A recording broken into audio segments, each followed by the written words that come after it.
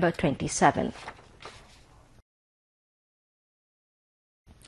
Electoral Reform Commission Chief Dr. Badiul Alam Majumdar said the election roadmap and date should be fixed based on consensus in consultation with political parties.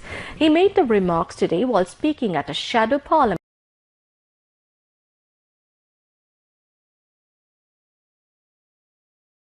titled Role of Citizens and Candidates to Hold a Fair Election as the chief guest.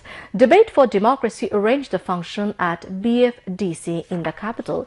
Debate for Democracy Chairman Hassan Ahmed Chowdhury Kiran presided over the event. Kobi Nazrul Government College and Tejgao College participated in the shadow parliament.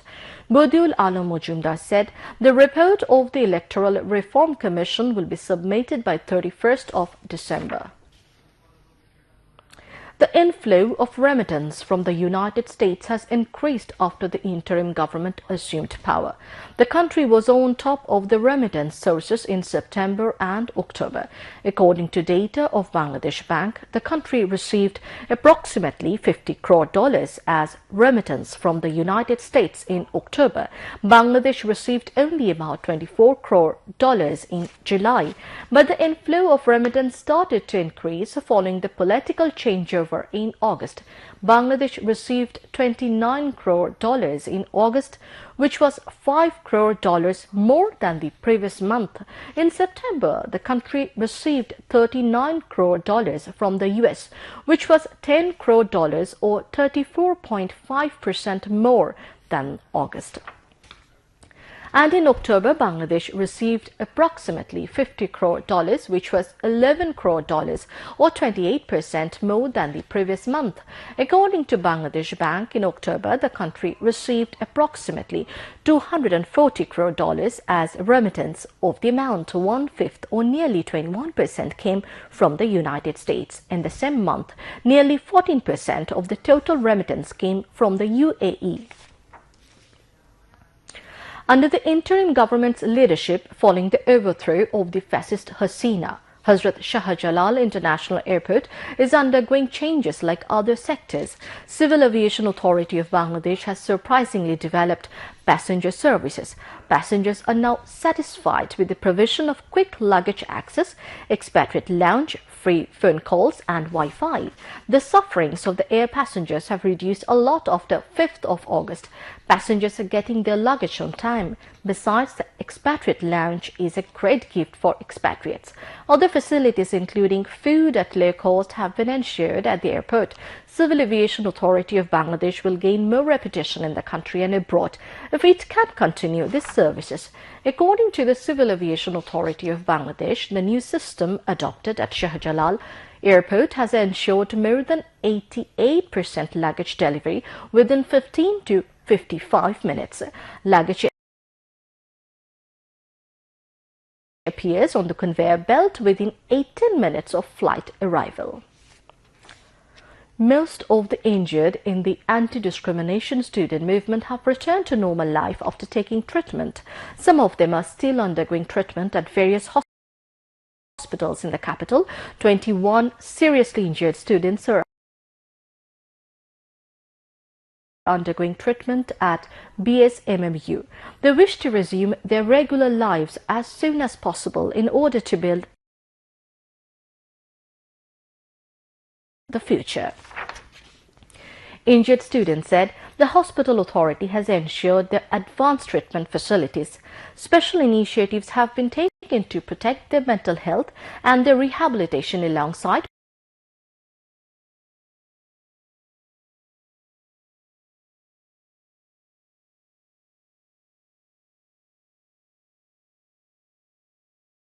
providing treatment to the injured. They are being counselled regularly. Chief coordinator of the committee formed for the treatment of the injured said that 3 wounded have already been sent abroad from the BSMMU for advanced treatment. To provide financial assistance to the injured, the Department of Social Services, the July Sriti Foundation and other private organizations have stepped forward. BNP Secretary General Mirza Fakhrul Islam Alamgir commented that even though Hasina fled, she is hatching conspiracy of anti-state conspiracy from other side of the border. BNP does not want to see any conflict in the name of ISKCON or any religion, he added. The BNP Secretary General was speaking as chief guest at a student convention at KIB Auditorium in the capital today. Thakurgaon Student Porishad, Dhaka has organized the program. The BNP leader mentioned that the fascist Hasina had to quit at the united and courageous role of the student people. The people were freed from the clutches of the fallen Awami League regime, but we should not feel complacent at this. We all have to register against any anti-state conspiracy, he urged. Fascist Awami League wants to come back again depending on ISKCON. Naib Amir of Hifazat Islam Ahmed Ali Kashemi said this at a rally in the capital after Jummah prayers today. The rally was organized demanding banning of ISKCON and protesting killing of lawyer Saiful Islam Alif. Speaking at the program, the Naib Amir of Hifazat pointed out that not a single Hindu were tortured at all anywhere in the country. The fascist Awami League is trying to come back, banking on ISKCON, he said, adding that the countrymen would not allow such evil attempt. Describing ISKCON as not a Hindu organization, the Hifazat leader said that India is trying to destabilize our country. However, they will not be allowed to succeed. Speakers at the program raised the demand of taking administrative measures against them immediately. Leaders of the organization, including Junaid Al-Habib, Senior Joint Secretary General of Hifazat, Maulana Muhyiddin Rabbani, Maulana Mamunul Haq, Maulana Mahfuzul Haq, Central Leader of Hifazat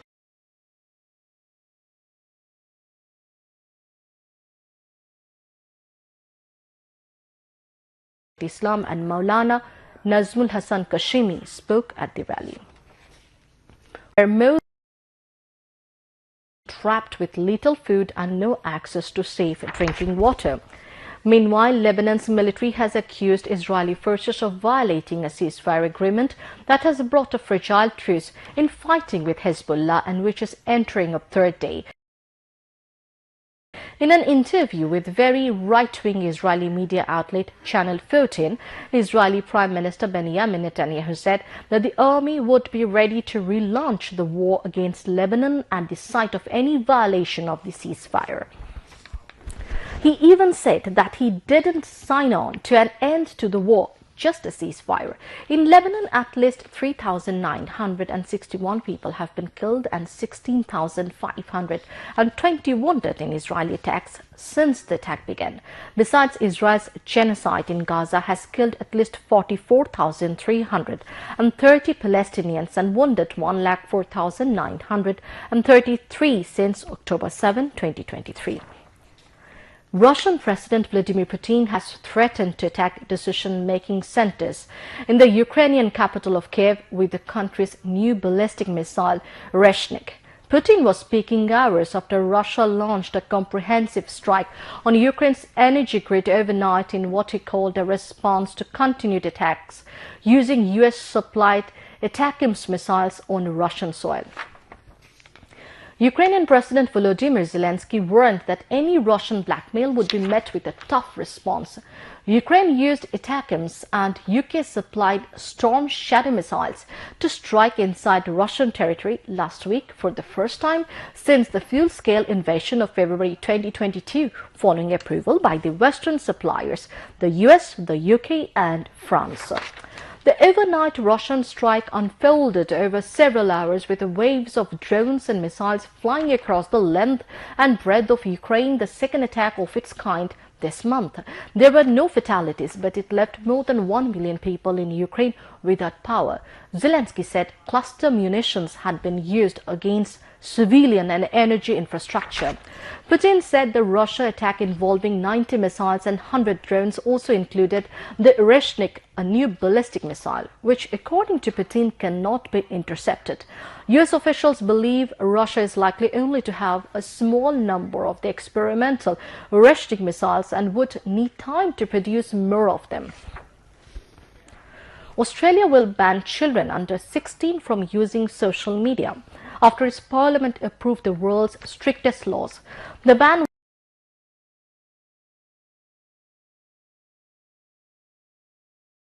which will not take effect for at least 12 months could see tech companies fined up to 50 million Australian dollar if they don't comply. Prime Minister Anthony Albanese says the legislation is needed to protect young people from the harms of social media, something many parents groups have echoed. But critics say questions over how the ban will work and its impact on privacy and social connection have been left unanswered. This is not the first attempt globally to restrict children's social media use, but the minimum age of 16 is the highest set by any country. Having passed the Senate by 34 votes to 19 late on Thursday, the bill returned to the House of Representatives where it passed early on Friday. Dhaka University students observed March for Palestine, extending Bangladesh's solidarity, marking the International Palestine Day. They observed the program with the theme Where Palestine Met July. Marking the day, the students have assembled at the altar of Raju's sculpture of Dhaka University in the afternoon. At this time, the DU students chanted various slogans, including "Let Arakan and Palestine gain freedom," "What we want, what you want, freedom, freedom," 2024 Zionism no more. News on weather.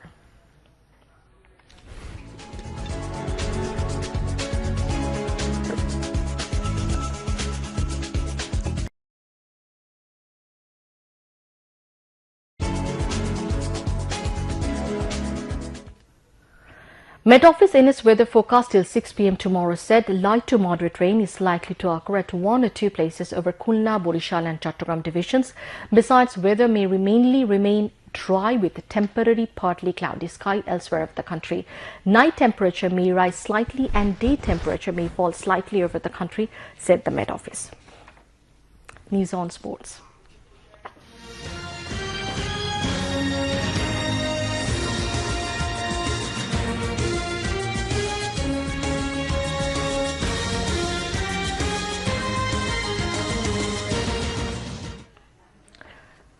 Bangladesh women's cricket team will face Ireland in the second one-day match in Mirpur tomorrow morning. The match will start at 10 a.m. at Shere-Bangla National Cricket Stadium.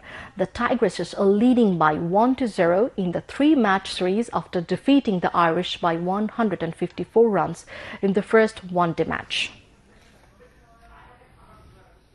To end the bulletin, headlines once again.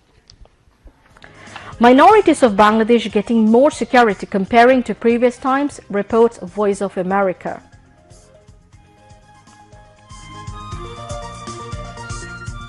No killers of lawyer Saiful Islam Ali will be spared. Criminals to get exemplary punishment after identifying, says Religious Affairs Advisor.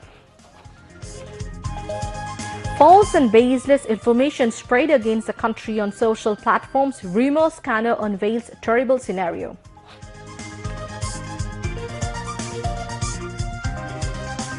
Election Reform Commission to submit report by December 31st, says Commission Chief Bodiul Alam Mojumdar.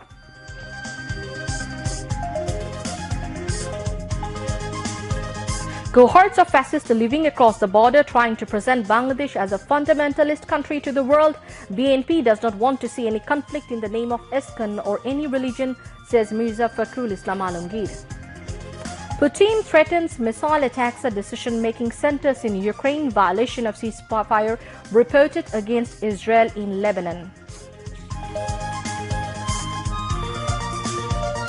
And Bangladesh women cricket team to face Ireland in one-day match in Mirpur tomorrow.